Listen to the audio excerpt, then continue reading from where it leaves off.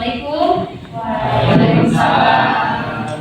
Oke, ketemu lagi di pelajaran buku Muhafidah ya. Oke, sebelum memulai pelajarannya, terlebih dahulu kita baca doa dulu ya. Oke, untuk ketua kelasnya siapkan. Sebelum kita mulai belajar ini, awalnya kita membaca terlebih dahulu. Doa mulai.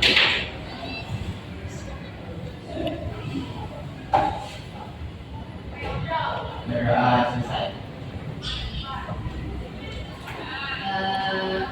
Sebelumnya membaca bismillah dulu. Bismillahirrahmanirrahim. Assalamualaikum warahmatullahi wabarakatuh. Waalaikumsalam warahmatullahi wabarakatuh.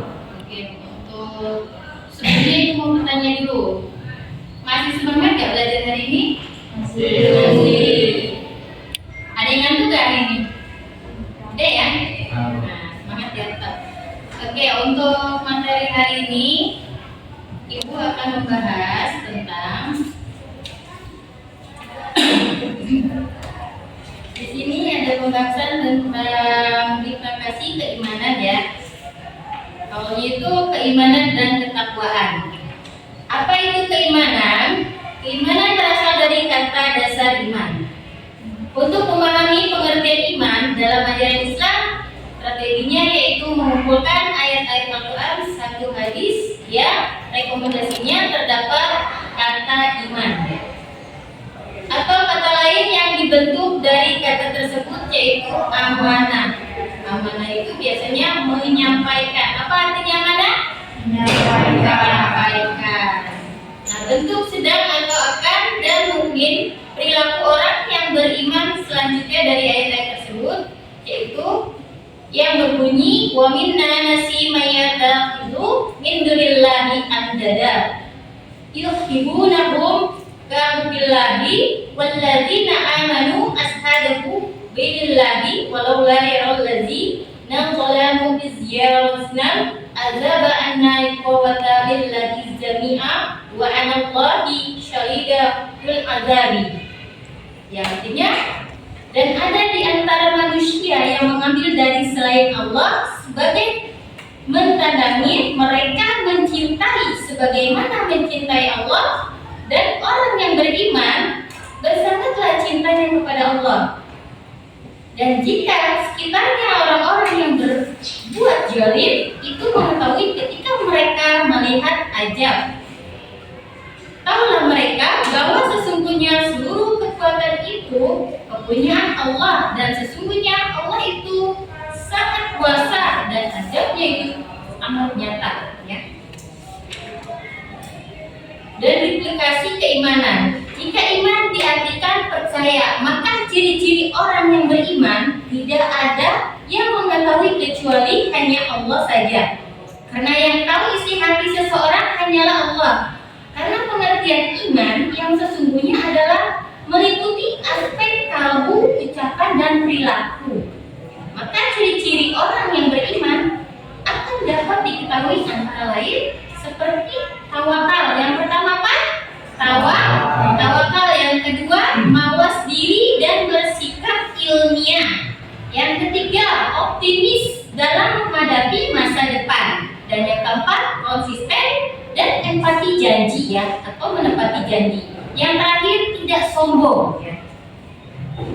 Di sini tawakal artinya apabila dibacakan ayat-ayat Al-Quran, kalbunya tersebut untuk melaksanakan seperti dinyatakan antara ayat tersebut, yaitu yang berbunyi Anfal Bismillahirrahmanirrahim innama mu'minuna alladzina idzal qurallahu wajilata qulubuhum wa ijadul yaika alaihim ayatuhu jadakum imana wa ala rabbihim yatawakkalun. Yang artinya sesungguhnya orang-orang yang beriman adalah apabila disebut nama Allah, gentarlah hatinya mereka. Dan apabila dibacakan kepada mereka ayat-ayatnya, bertambah iman mereka dan mereka bertawakal kepada Tuhannya. Oke, itu yang pertama tawakal. Dan yang kedua, mawas diri dan bersikap ilmiah. Artinya mawas diri itu yaitu pengertian mawas diri di sini dimaksudkan agar seseorang tidak terpengaruh oleh berbagai kasus ya, depan. Perjanjian hidup manusia tidak seluruhnya mulus, akan tetapi kadang-kadang mengalami berbagai rintangan dan tantangan yang memerlukan pemecahan jalan yang luas. Jika suatu saat tantangan atau permasalahan tidak dapat diselesaikan, segera tantangan tersebut akan semakin menumpuk. Jadi kalau ada masalah, tidak dipecahkan dari sekarang, kita tunda-tunda. Misal kali ini ada masalah dengan teman, terus tidak diselesaikan hari ini, itu akan berlalu-lalu tidak baik. Misalnya kalian ada masalah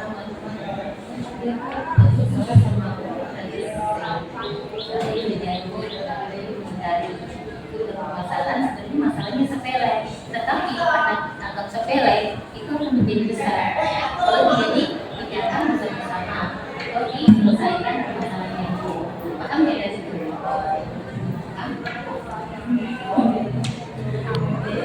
Itu yang namanya optimis dalam menghadapi masa depan. Untuk konsisten menepati janji ya. Nah, untuk menepati janji artinya itu utang. Ya.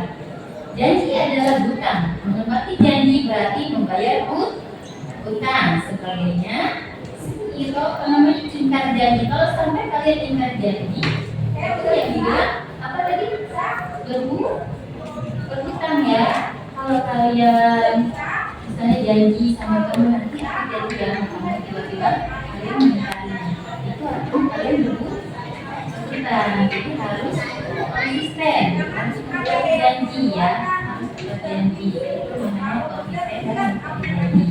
Dan terakhir tidak sombong. Kesombongan merupakan suatu sikap dan sikap yang tercela yang membahayakan diri maupun orang lain dan lingkungan hidupnya. Seorang yang telah merasa dirinya pandai karena kesombongannya akan kembali menjadi bodoh lantaran malas belajar, tidak mau bertanya kepada orang lain yang dianggapnya bodoh.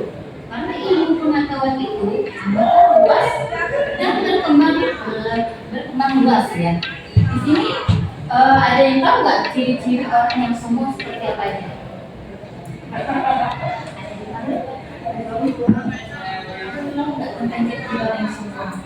Orang yang sombong itu seperti contohnya ya, misalnya aku ini orang yang nggak tahu ya, ini orang ini loh, jadi seolah itu sombong, aku yang paling hebat loh, itu yang dibuktikan ciri-ciri orang yang sombong. Jadi janganlah kita menjadi orang yang sombong. Dari sini ada pertanyaan lihat tentang keimanan dan ketakwaan.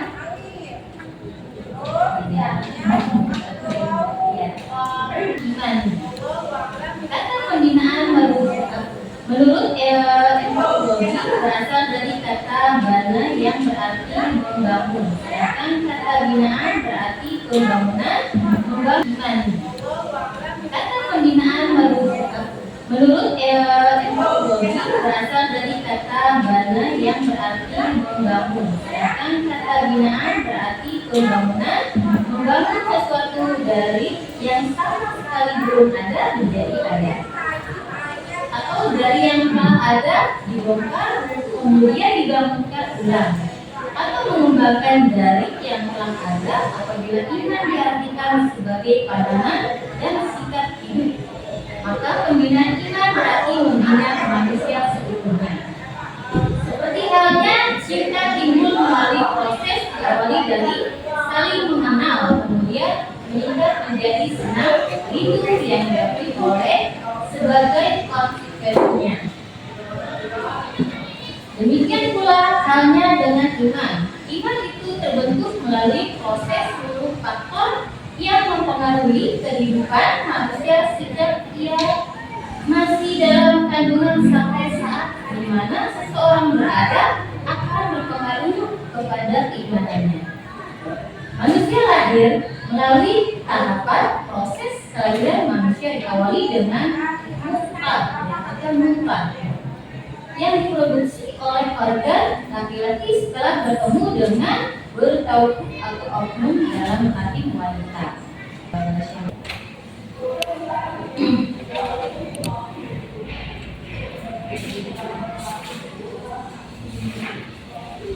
Nah, untuk yang ketakwaan ya, baru saja Anda telah mempelajari tentang keimanan. Seperti dalam ajaran Islam tidak menghendaki seseorang hanya cukup beriman, akan tetapi harus digendangi atau dengan perbuatan, dan perbuatan yang dituntut adalah ketakwaan. Iman dan takwa sudah menjadi sebuah kesatuan yang satu sama lain harus saling mengikat. Keduanya tidak dapat dipilih dan dipilah. Ciri orang yang beriman adalah takwa dan sebagainya. Ciri orang yang bertakwa tentu harus memiliki iman.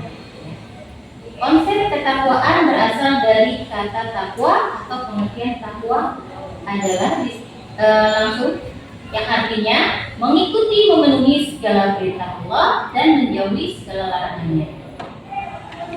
Mengingat definisi takwa ini memang tidak mudah melaksanakan takwa yang sebenarnya, sebab menjalankan perintah semua dan perintah sudah merupakan tugas tersendiri yang amat berat. Belum lagi harus menjauhi semua larangan, tentu beban bertambah berat. Untuk itu kita harus senantiasa berusaha meringankan ketakwaan.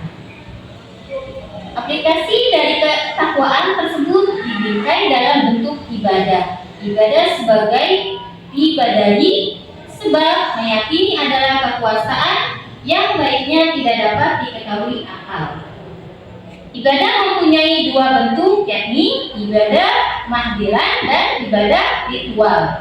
Dan ibadah haural, mahdial atau ibadah sosial.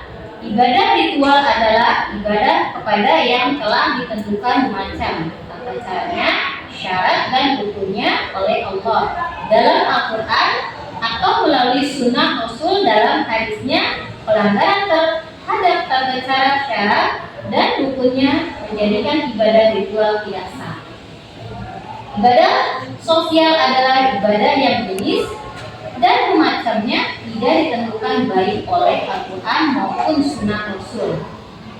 Ibadah sosial menyangkut perbuatan apa saja dilakukan seorang muslim selama perbuatan itu tidak termasuk yang dilarang Allah, Rasulullah, dan dilakukan dengan niat karena Allah. Seperti dikatakan oleh Imam Quraisy dalam kitab Daurat Nahlil, orang yang takwa memiliki ciri yaitu tawakal, rendah hati. Ya. Apa artinya tawakal barusan? Rendah kayak ya. Nah, jadilah manusia yang tawakal. Siapa yang di sini yang selalu menjadi manusia yang tawakal? Ya, kalau yang tawakal itu kita harus rendah hati, itu yang disukai oleh apa? Allah, yang perilaku yang baik itu tawakal. Itu ada yang tahu tadi apa? Tahu kan? Tahu giginya rendah hati. Dari sini ada yang masih belum ngerti? Ada pertanyaan? Lihat tentang keimanan dan takwaan? Ada yang mau bertanya? Sudah paham ya?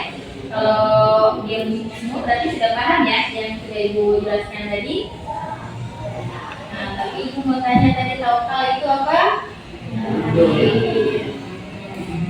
Terus kalau mawas diri itu bersikap ilmiah, yang artinya apa? Seorang yang tidak terpengaruh dengan datangnya berita yang tidak baik ya, jadi harus. Nah, yang ketiga coba optimis dalam menghadapi masa depan. Apa itu optimis? Ada yang tahu artinya optimis? Kalian harus optimis. Apa tuh artinya? Nah, cakep. Harus berpikir positif ya. Jadi pikirlah kalian tuh optimis. Pikir yang positif. Jadi untuk menghadapi masa depan itu kita harus berpikir yang apa? positif. Sudah waktunya ini ya habis. Ibu harap kalian itu sudah mengerti dan tadi juga udah ada yang menyimak juga, memperhatikan ya. Terima kasih untuk waktunya. Kita tutup dulu pelajaran untuk hari ini. Ibu akhiri dengan akhirul kalam. Wassalamualaikum warahmatullahi wabarakatuh. Waalaikumsalam warahmatullahi wabarakatuh.